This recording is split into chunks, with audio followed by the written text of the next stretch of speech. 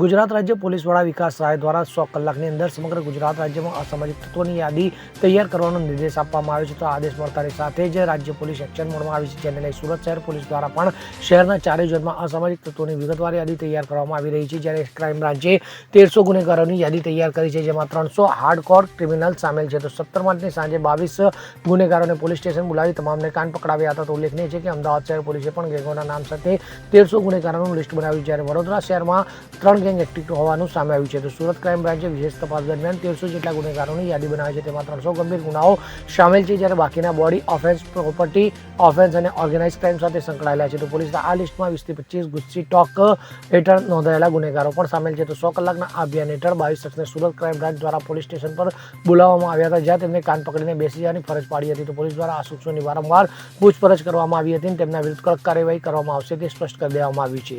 DG સાહેબ દરમિયાન 100 કલાકની અંદર ગુજરાત પોલીસને એક ટાર્ગેટ આપવામાં આવ્યો હતો કે અસામાજિક તત્વો કે જે body offence, property offence, organise ક્રાઇમમાં અલગ અલગ ગુનાઓમાં સંડોવાયેલા આવા માણસોને આઈડેન્ટિફાઈ કરી એમના વિરુદ્ધ એક્શન લેવા માટે સુરત ક્રાઇમ બ્રાન્ચ દ્વારા એક લિસ્ટ તૈયાર કરવામાં આવ્યું છે, જેમાં 1200 થી 1300 માણસો જેટલા અસામાજિક તત્વો, જેમાં 300 થી 400 હાર્ડકોર ક્રિમિનલ અને બીજા બોડી ઓફેન્સના અને પ્રોપર્ટી ઓફેન્સના અન્ય આરોપીઓને આઈડેન્ટિફાઈ કરવામાં આવ્યા છે।